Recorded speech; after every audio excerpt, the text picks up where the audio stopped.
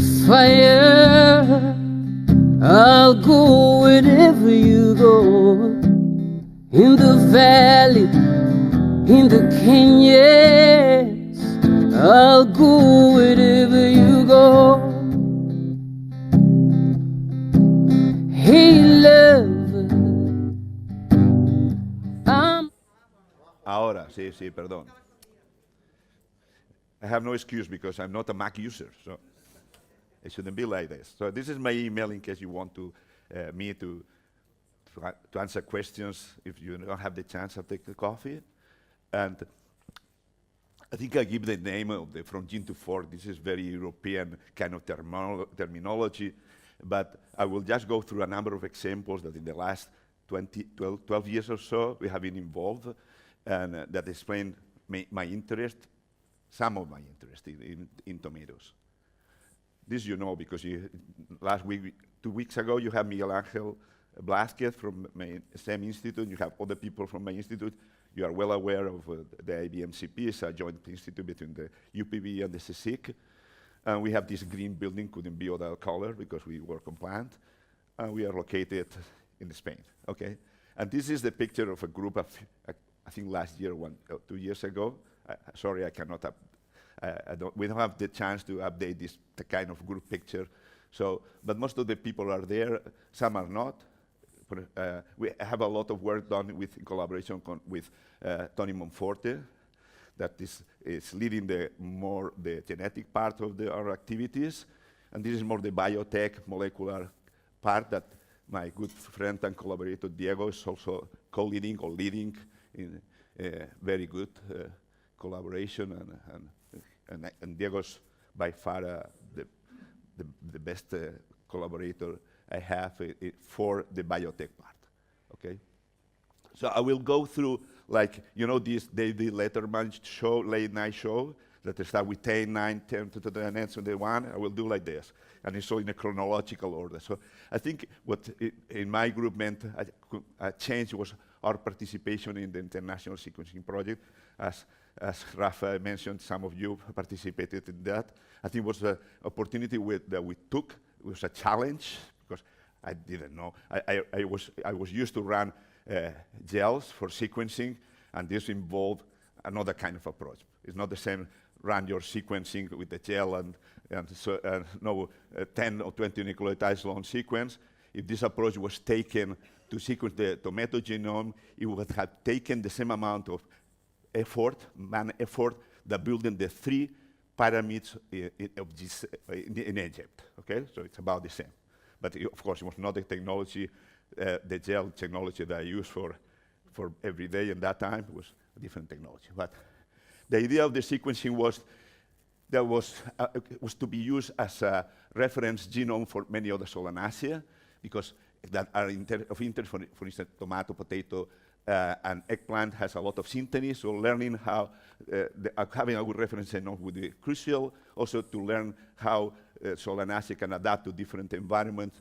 This sequence would be useful. This ended up with a good sequence, with paper, and we learned a lot of the general ideas about how the tomato genome worked, that it was a triplication process occurring somewhere here in the Eurestarids group that lead to a speciation for some genes that had to do with the ripening. But the good thing is that we have a browser with a sequence that everybody uses.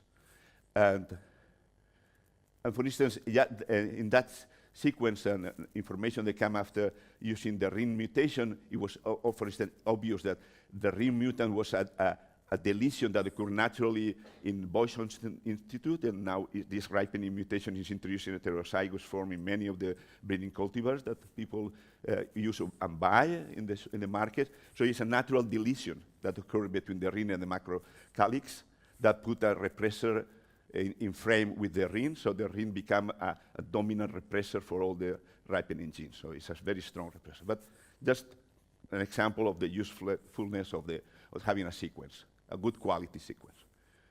The second thing that was important for me is that we managed to take advantage of this high quality genome sequence to identify the genetic basis of a mutation that was important, was the uniform ripening mutation. And I think Rafa is also part of this paper. And this is the uniform ripening. Most of the traditional tomatoes are like this. So it shows green shoulders when they ripen. In the green stage, they show clear, darker shoulders of the fruit. The uniform ripening fruits are like this, all red, all green, paler green. So there's a gene that was introduced in 1950s in Ohio, and now is present in most of the varieties that you find in the market, except some of the traditional or some of the new varieties that are now coming back. Okay. And this I put as an example of serendipity. Taking a postdoc, going to seminars is good. It's good.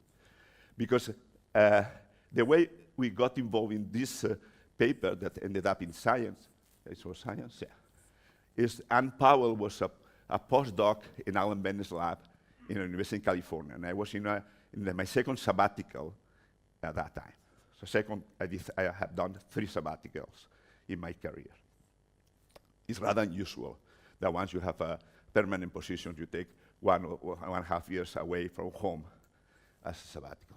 People does this before they get a permanent position. So Anne came to a seminar, gave a seminar, and showed that out of 700 transcriptional factors of Arabidopsis that was put under the control of 4 different tomato promoters, and transgenic plants produced for these 700 genes from transcriptional factors from Arabidopsis, they went into the field, and they showed the only good phenotype that they identified was fruits that have a darker green fruit phenotype.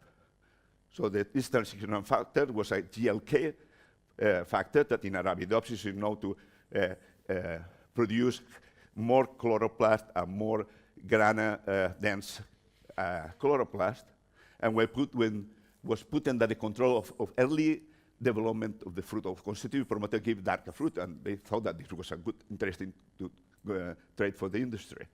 But out of the 700, this was the only one that popped up. So she submitted the paper to plant physiology, it was rejected. I said, well, what do we do with this? So at that time I have access to the tomato genome sequence, and because these were JLK2, we went into the genome and to find a JLK2 in tomato. The JLK2, the tomato sequence was Heinz, a processing tomato variety that's uniform, has no shoulders. It's pale green. When it's green, it's red, uniform red. So when you look at the sequence, was annotated JLK2 partial. So when we get closer into the sequence, it was partial because it has an extra A that produces an open reading frame, so the gene was truncated in the Heinz background. Heinz is uniform, so the idea was the lack of a functional GLK2 in the fruit was given not a lot of chloroplast in the fruit, a pale green phenotype, and this was the basis of the mutation. But I remember calling Rafa from Davis, because Rafa was growing the real population, La Mayora, and she had the idea about the green shoulder phenotypes. So the uniform is the same as the green shoulder phenotype. And she was, this is in chromosome 10. So we have a region in chromosome 10 that was mapping in the same place as the GLK2.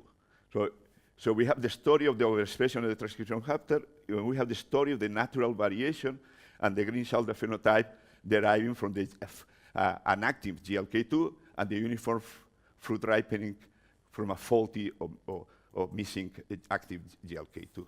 And all this came together, and I remember, and it's also good to go to meetings. In the international meetings in Kobe, Jim Giovannoni said, oh, we are cloning a gene that has to do with uniform. We are mapping, have this in chromosome 10. So we get together and combining the results from the introversion line population of Danny Samir that also map this to chromosome 10, and our mapping, we narrow down this to a region with only 8 genes that coincide with the GLK2 region.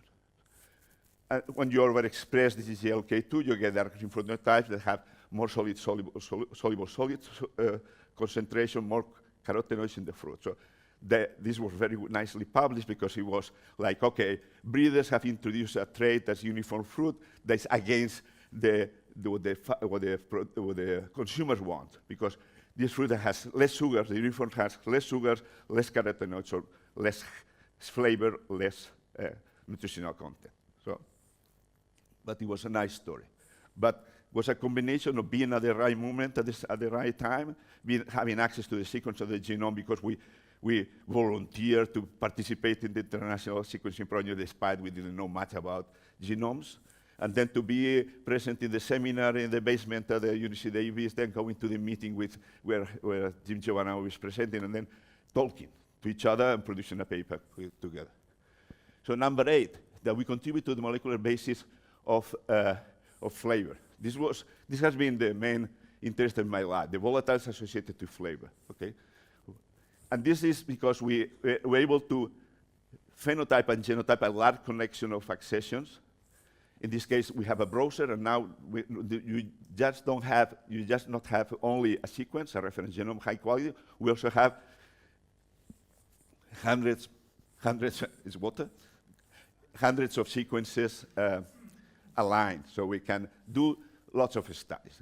Flavor is a combination, is produced by a combination of signals that come from the fruit that we eat.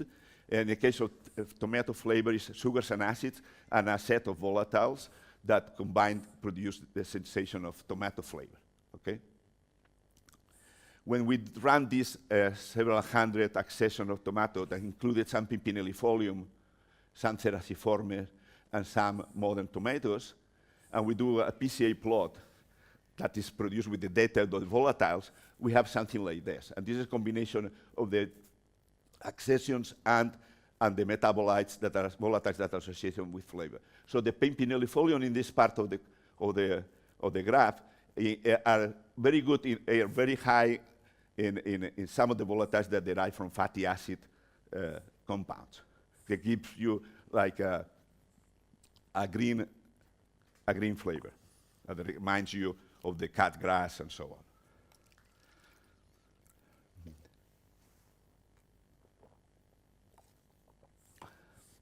So during the evolution, when Cerasiforme evolved from the pimpinellifolium, Cerasiforme, which is a semi-domesticated form of tomato, is very rich in most of the compounds, volatile compounds that give tomato the good flavor. So it's very good genotypes to start a breeding program to increase size, because it's already, the good compounds are there. While the modern varieties are here, that you don't see around this large picture many of the compounds. So it's missing good concentration on most of the volatiles that give good flavor. And the traditional varieties are around this region. So it seems like in the process of domestication and further improvement, there was a progressive loss in some of the volatiles. This collection was resequenced by Sangwen, and then we ran 2 experiments, one in Florida by Harry Klee and one in Israel by Danny, that we analyzed the volatiles. We ended up with this kind of results. And this is just the result for 2 of the volatiles that are good for flavor, MHO and geranyl acetone.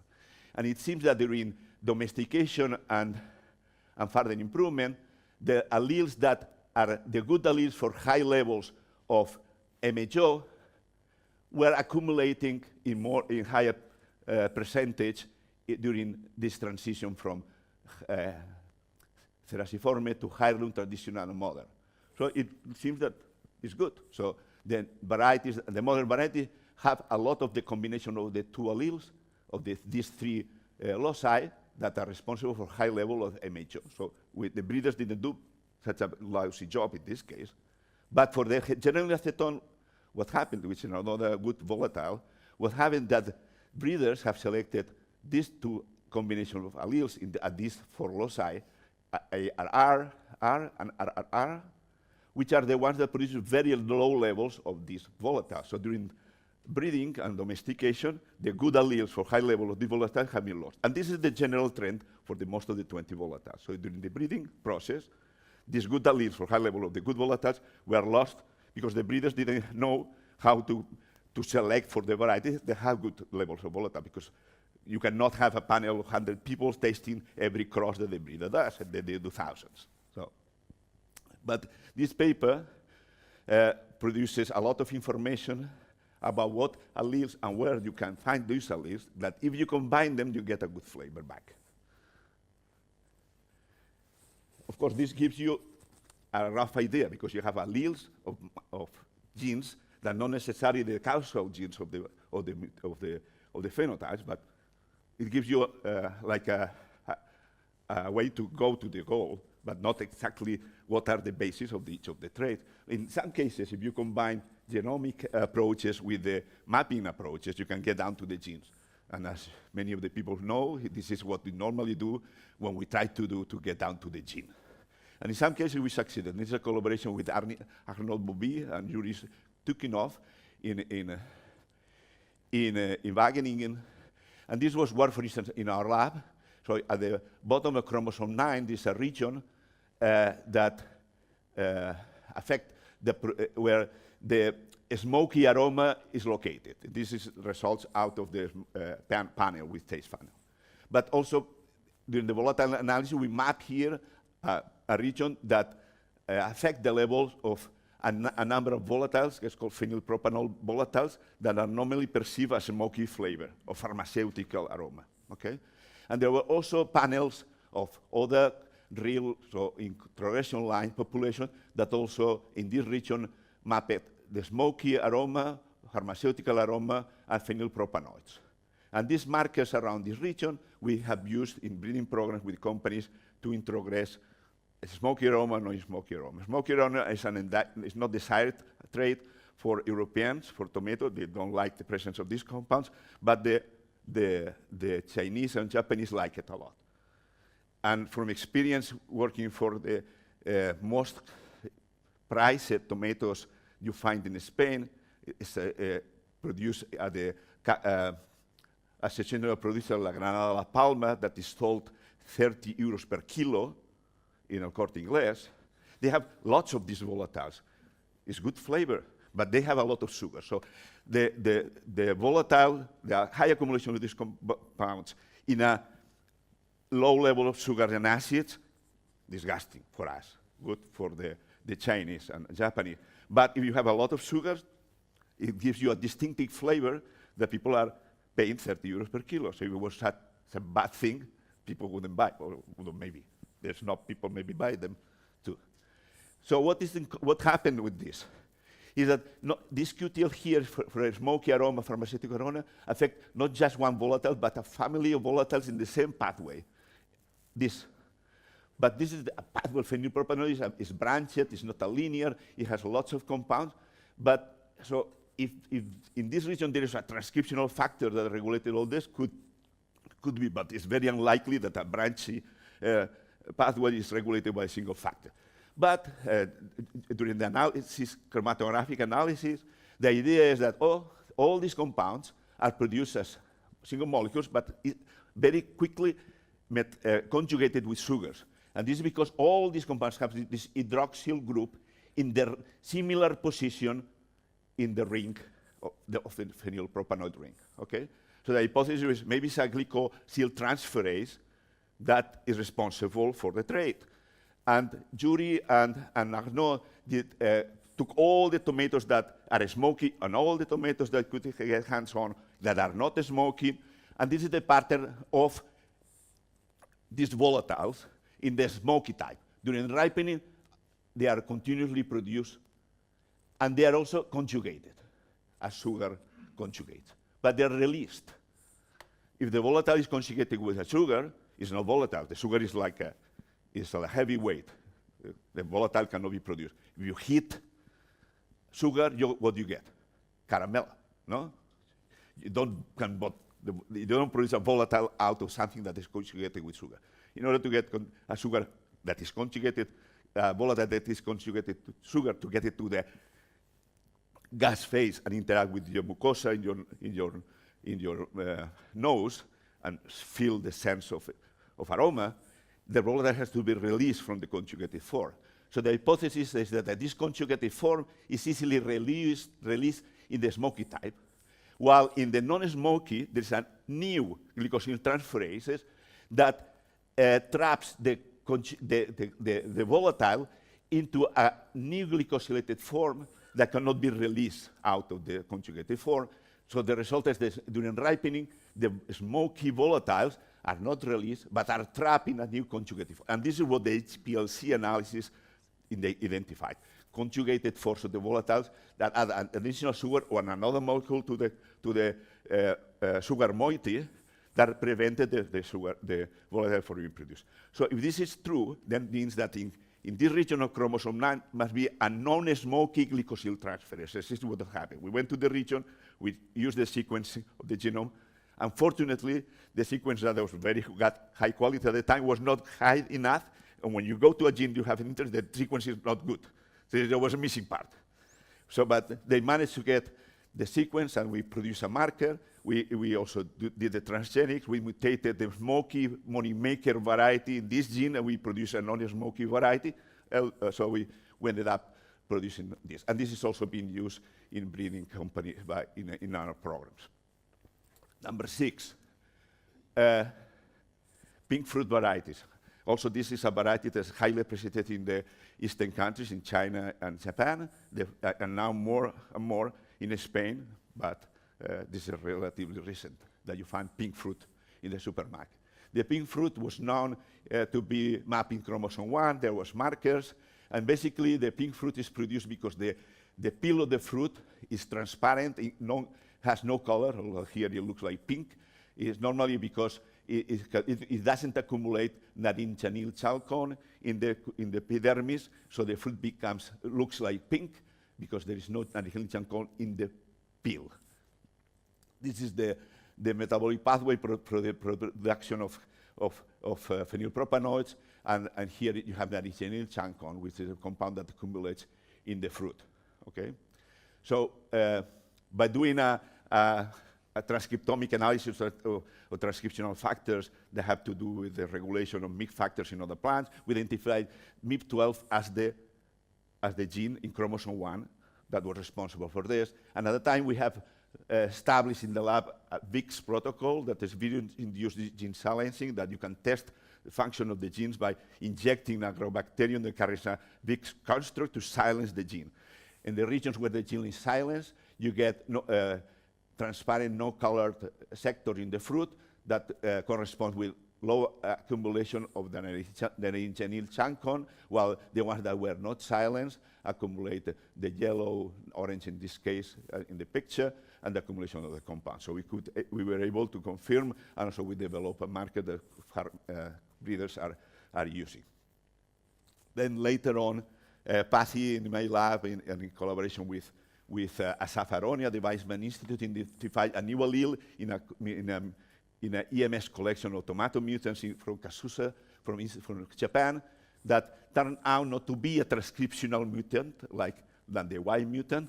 Indeed, the gene, the MYP12, was highly more expressed in the mutants than it was in the wild type. So we are puzzled because the allelic test indicated that it was a mutant in the same gene, but this gene was expressed, while in the Y mutant, the gene was not expressed. It was a transcriptional mutant. But then we did RNA-seq map the reads, and we got all the reads mapping in the wild types throughout all the MYP12 sequence, but the two mutants that we have happened to be the same and didn't have RNA reads that map to the end of the protein. This means that this region was missed, and this region is very important for the MYP function. There's no this region, MYP is like absent. Okay, the absence of the transcription factor that is regulated flavonoid biosynthesis results in no naringenyl chalcone accumulated in the fruit, and this gives you a much stronger phenotype. We analyzed all the metabolites in the pathway, and we found that there was, while in the traditional Y mutant, there was less of the transcript and a little bit of the flavonoids, but not enough. In this case, was none, almost none, and none of the conjugated forms. We also have the precursors were also downregulated, indicated that maybe MYP12 was not just regulated the flavonoid pathway, but also the precursors of the pathway. So our lab not only interested in identifying the basis of some of the mutations that have to do with accumulation of compounds that have to do with flavor or with nutritional composition. Also, we went a little bit ahead and said, well, let's do some engineering, okay? This is something that people are fun to do because it's like you change nature in a positive way. And we took this approach of that at that time we feel that was interesting to do, rather than using a transgenic approach, we use an intragenic or cisgenic approach. So we take all the DNA pieces from tomato, we rearrange them, put them back in tomato to produce a phenotype. In this case, the idea was to produce high level of flavonols. Remember, the Y at the MIP12 have a mutation. Then when you mutate the MIP12, you get less of the flavonoids in the fruit, okay? The idea now is let's increase the level of flavonoids, that are antioxidants, good for your health, in tomato. So we take the tomato MIP12, put under the control of a ripening tomato promoter, ripening tomato terminator, and then for selection, we don't use a kanamycin or hygromycin for bacteria, we use a tomatogene, which is acetolactate synthase, that is mutated in a specific residue that provides the plant the ability to be resistant to herbicide chlorsulfuron. Okay, so we put this under the control of a tomato metallothionein promoter that was selected because it was highly expressed all over the place, and because we wanted to use this gene as a selectable marker, so that during generation of transgenic plants, we don't use kanamycin as cell selection, but chlorsulfuron. And we don't use a kanamycin gene or a bacterial gene, you use a tomato gene with just a single mutation in the sequence. And we were successful we set up the conditions for using the system, and it worked. All the levels of flavonoid in the fruit increased by several folds, 2 or 3 orders of magnitude. This is not surprising because tomatoes are not so rich in flavonoids anyhow, so when you say I increased it 1 million times from 0 to 10 is 1 million times, it's more than that. There's no 0, by the way, and we not only were able to increase the level of the end products, but some of the intermediate, but in general, the approach was met.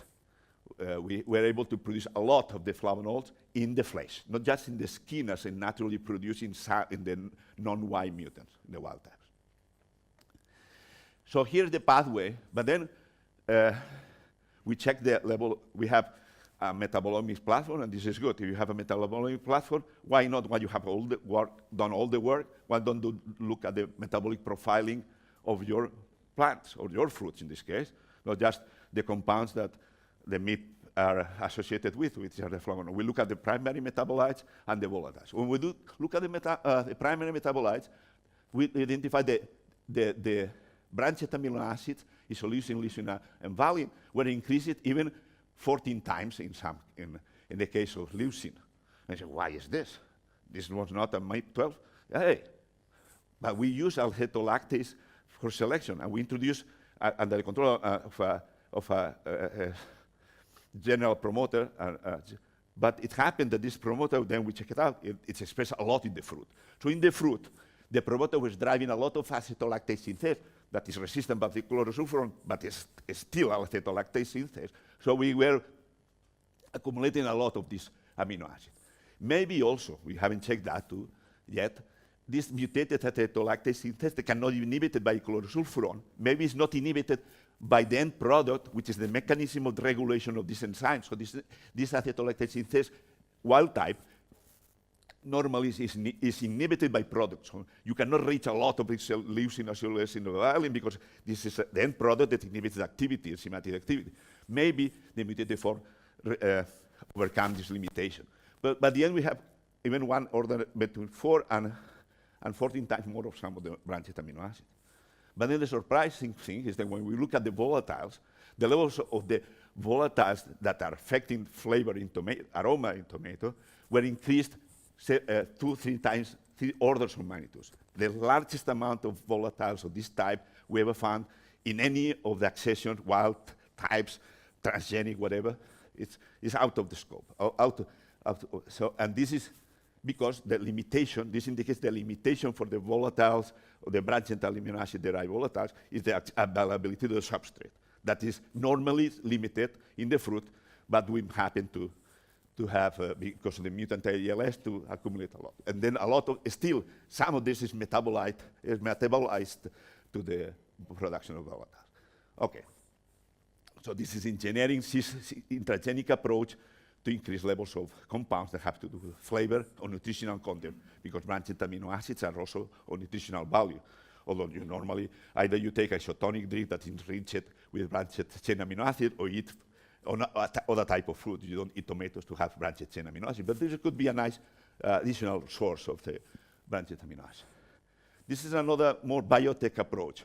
The idea is to produce exotic apocarotenoids that have a value. In this case, is the apocarotenoids that are produced by saffron spice. Saffron is the spice that derives from the stigma of the flower crocus, saffron. And the basis of the color and the flavor, the aroma and the pungency are not weird compounds, are compounds that derive from the carotenoid pathway by the activity of a CCD2 in this case, the carotenoid cleavage dioxygenase, that just cut the zeaxanthin into 3 pieces. Then these 3 pieces are glycosylated by glycosyl transferases, and you have crossing, picocrossing and saffronal, which are giving the color crossings, picocrossing the pungency, and saffronal the aroma, typical aroma of saffron. So the idea is, let's do this. Let's introduce the CCD2 from crocus, the glycosyl transferases from crocus in the tomato, so that the fruits that in principle are a good source for carotenoids, this metabolite, but at the beginning we were, well, maybe it's good, but you know, tomatoes accumulate lycopene, no zeaxanthin. Zeaxanthin is, you find it in maize.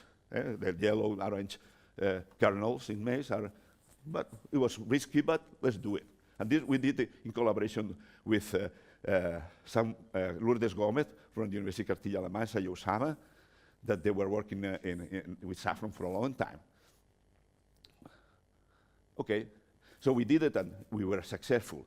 We got all the transgenic lines accumulated huge levels of the different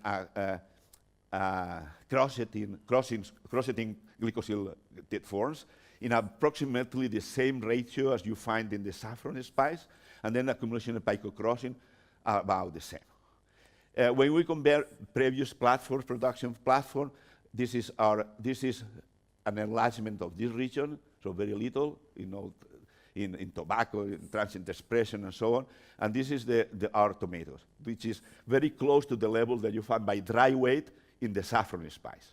Okay, we have more water in the tomatoes, but it's when you cook this tomato, it smells saffron, the real spice. And we are running now test panels, and we have these processed tomatoes being assessed also by chefs in some of the schools, prestigious schools of cooks in Spain.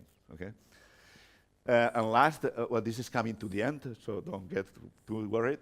Is during the last 10 years or 12 years, we have this new technology, you know, that we rapidly, Diego and us, we introduced this in the Golden Braid, which is the platform of the DNA assembly platform that we put together pieces of DNA to produce, to modify plants. And then we have the genome editing part, and then the gene regulation, in which we use the killed Cas9, and we use the CRISPR part to go to the place in the genome we want. But in this case, we attach regulators to the CRISPR machinery so that we get activation or repression of genes. In this case, we get mutants. We don't know how to do base editing, prime editing. This is, I don't know who can do it, but we cannot do it. We have tried.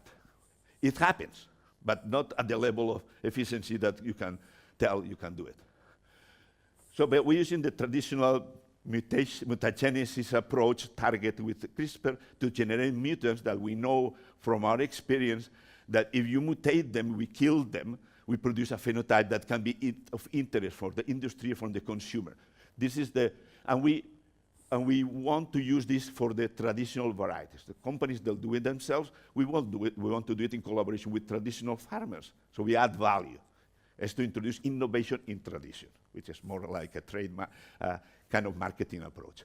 This is in the case of San Marzano. San Marzano normally is red, and it goes in cans. The shape of the San Marzano is the one that three of this tomato fits in a tomato can, okay? They go in a can, but if you introduce a mutant by CRISPR in the tangerine mutation with the carotene isomerase, or in the green flesh, which is a gene involved in the degradation of chlorophyll, the chlorophyll doesn't degrade when the fruit is ripening, so you have red accumulating, not greening, don't disappearing, you have green and red brown, which is the Kumato type of tomatoes that you get in the market. This you don't get so much, although the mutation is found there. And this mutant is not carotenoid, it's not beta-carotene, it's lycopene, but it's not all trans, it's all cis. So the same lycopene molecule that is like, it goes like this, it's twisted somehow, and the side groups, rather than being in trans, they are all in cis. And this gives you a different electron dancing around the molecule that results in a change in the color. But the good thing is not the color, which is already good enough for many people. This is a form of carotenoid that is easily assimilated by your body, and it gets more into your bloodstream and has good antioxidant properties as all trans lycopene. We also did this in tomato, in moneymaker.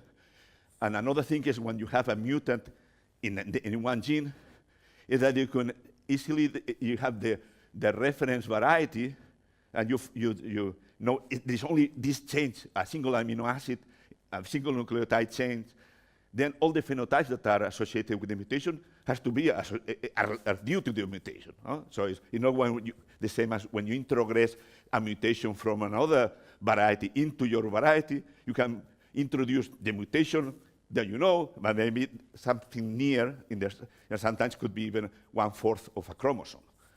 But in this case, if a phenotype, apart from the expected phenotype happen, it's because of the mutation.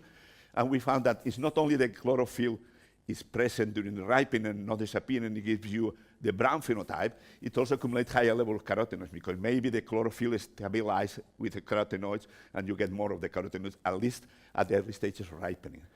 But also it provides some sort of tolerance in the leaf, because the phenotype, when you mutate this gene, the green flesh, that is called also stay green in Arabidopsis in some of the plants, stay green is stay green, not only in the tomato, it's stay green in the leaf. This is a single gene. If you mutate it for all the plant.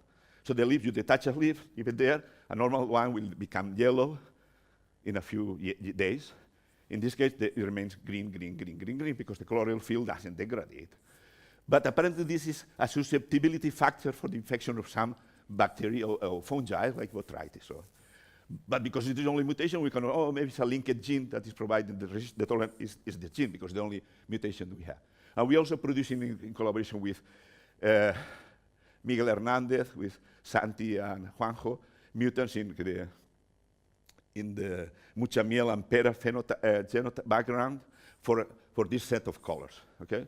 By mutating by CRISPR, PSY involving the synthesis of carotenoid, MIP12 flavonoid, stay green degradation of chlorophyll. And you get all this by this combination of colors and this associated composition. So you get colors and composition variation that, well, is variation that farmers, users can appreciate. Number 3 is another approach for which CRISPR is good. CRISPR in our hands is good to kill things, to remove things, to have less of something.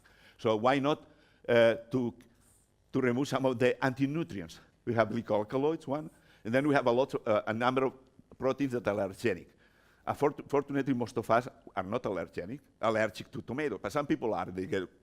They get a reaction in the mouth, so they cannot easily eat tomato. And there is a number of proteins in the fruit that accumulate to good levels that we are targeting systematically. We already have combination up to 5 of these proteins. We have analyzed individual mutants, Apparently, the mutations do not compromise the development and growth of the plant, not increase the susceptibility for pathogen attacks. Some of these proteins are called pathogen-related protein 10. You know, okay, so if I have a protein that has no this pathogen-related protein, it's going to be eaten by any pathogen, like happened with the NIHC mutants. But no, apparently the plant is happy, at least not in the wild, I don't know, but in the greenhouse, it's happy. Okay. Another thing that we are doing CRISPR for is to remove the glycoalkaloids by targeting one of the genes, key genes in the glycoalkaloid pathway. And now we have tomatoes that do not accumulate glycoalkaloids, they accumulate other sort of compounds that in the literature are anti-inflammatory.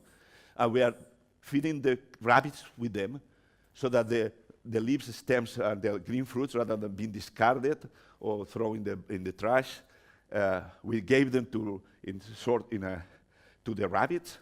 The rabbits apparently can eat them very nicely, and they can produce meat that you can eat. The droppings of the rabbits can be used to fertilize the tomatoes, that you get tomatoes, and the leaves go again. So it goes into the circular, and this is how efficient this is. It removes the level of glycoalkaloids almost to nothing. This is 10 minus 3, okay? Number 2. This is most of the work we have done with the traditional tomato. We have done a lot of phenotyping. This is a 1,700 collection of varieties that we have run metabolomics platform in identifying close to 1,000 compounds. Then we have done 100 quantitative traits, more than 50 qualitative traits. We know a lot about the diversity of tomato in Europe. We have produced all these plots in which regions of the genomes and the eventually associated with genes for all sorts of traits, including metabolites and agronomic traits. All this data is now being stored in a Harnstone database that we are opening to the public soon. We have the reporter. And we are in collaboration with companies that are using this already. And we are training the companies to use the database, so this becomes useful not only for scientists, but also for companies. And then the last part is the last thing that I'm doing as a scientist, very much at the end of my career, which is I should have done it before. Indeed, I started early with, as Rafa was telling,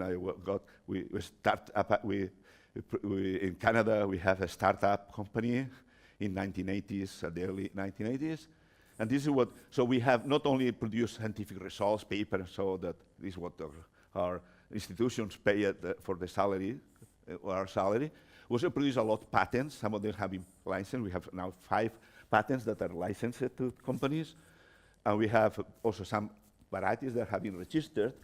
But during my 40 plus years of working for science, for the institutions that related to science, we established a company in Canada. Its performance plan has gone through 3 rounds of capital increase, and now it's worth several hundred millions. But I only have 1% shares. At the beginning, I had 20%, and now I have 1%, but it's worth more. Then MedImplant and Aplatech, they were established. This is a joint venture with co-founders are Diego Ortiz, Jose Antonio Daros. All of them, the 2 of them have been giving seminars here, and Asun and Marta, the 2 PhD, 2 scientists in the group. And Aplatech is in Castilla-La Mancha, the people of Castilla-La Mancha with the apocarotenoids from saffron. And we're very excited because we already got investors in this case. It's not so difficult in Canada and in the United States to get private money. To convince people here is more difficult because they're very short-sighted. And this is because I don't know if I will come again. I want to be this paternalistic thing that, from my experience, that is always good to not to be afraid of new technologies, to try to introduce them or not contact people.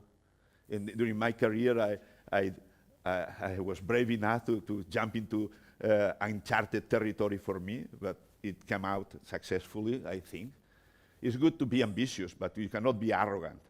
At the end, at least when you become permanent staff, you rely on the students and the scientists that do the work in the lab and in the greenhouse.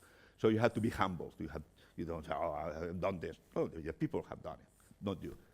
And realize that science is a teamwork, and it's good to identify good collaborators. My success in the European projects to identify the good partners to do things. Some partners maybe not contributing much in the project, but it's strategic to have them, although it give you a lot of trouble. It's good to be always open-minded, to be and to have fun, and to work hard. I have two posters in my office. One is I'm snoozing. Having a nap, and I say I'm thinking, and the other is hard work is important, and success is 10% inspiration, 90% perspiration. So, and this is the long list of collaborators in many things. Just want to emphasize my partners here and many others that maybe I'm missing, but good friends and colleagues. Maybe I don't know if I have gone beyond my plan, and this is another picture from the old times. But the first one is the more actual one. I look younger. And Toni, that is coming in July for Melon. But anyway, your questions. Thank you very much.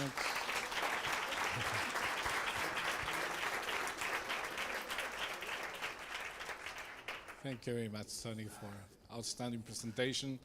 Now is your time for questions. Who wants to be the first one?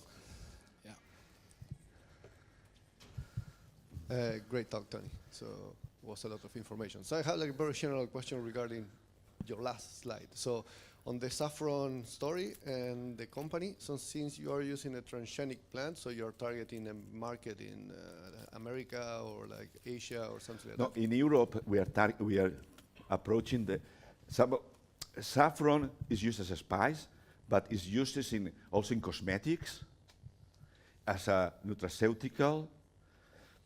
Has other application. Of course, for the America and India and China, we are also having our patent extended to those regions. We are starting negotiation with local companies to start to go in for the coloring and flavoring aspects in foods, because it's a perfect product. It's excellent. It's excellent.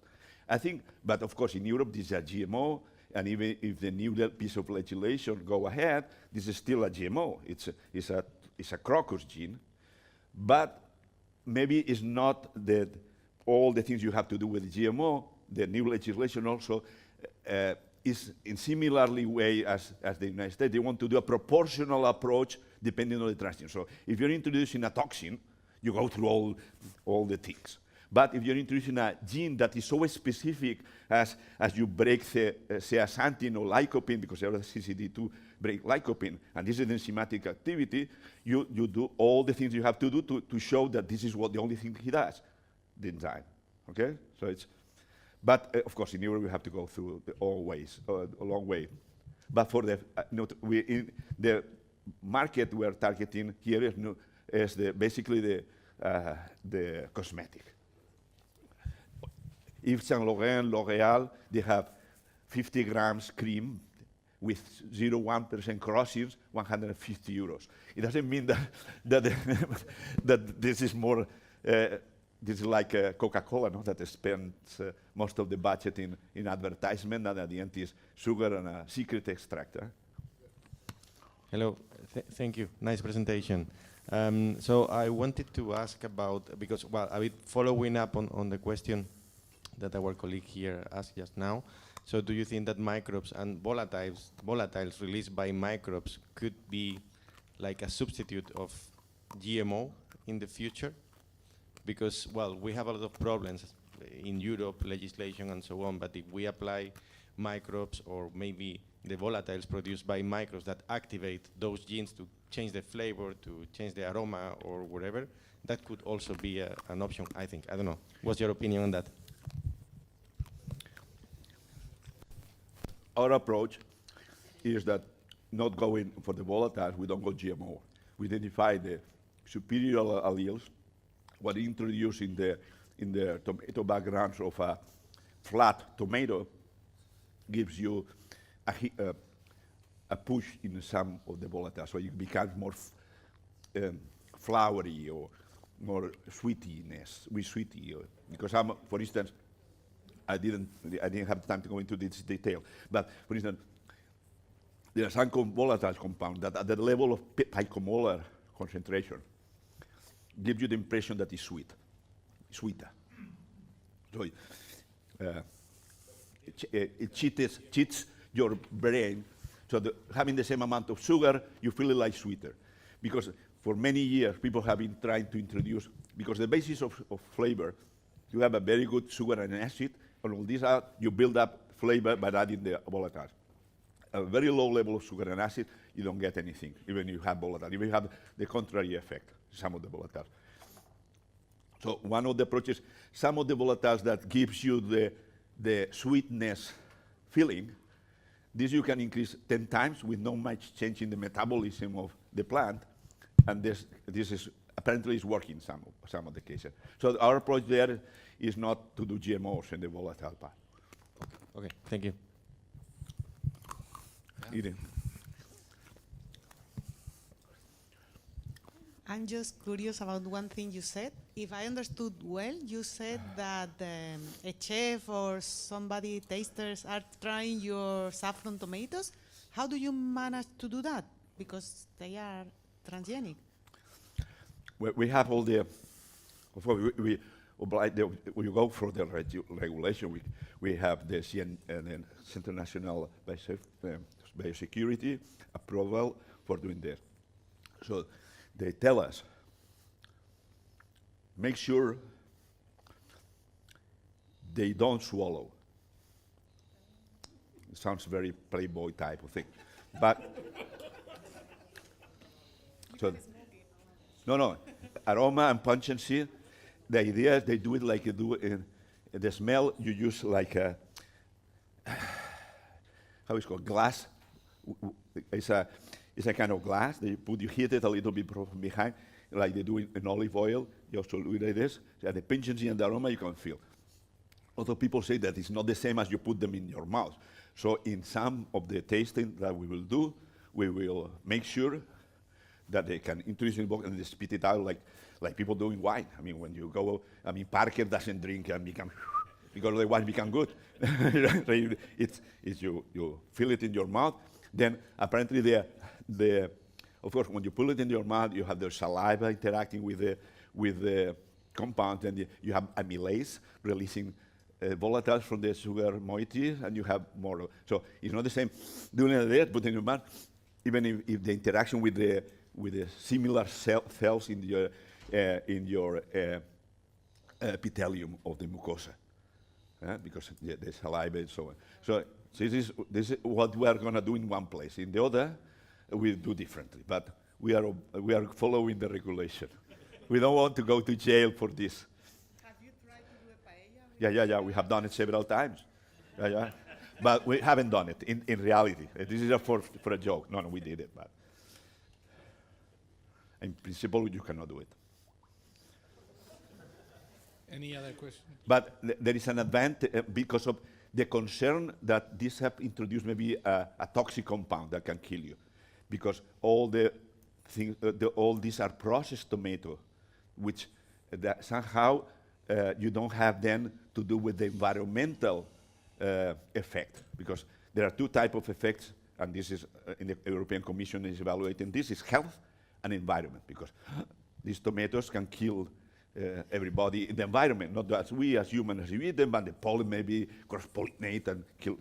So the environmental part is protected because the tomatoes are already pasteurized inside the can and concentrated. So there is no possibilities of the acid, even if there are no seeds in the processed product. If there is a seed, it has gone through 65 degrees for 4 hours for the concentration plus a pasteurization inside the can. So this part is not a problem, but still we are not allowed to intake to the end.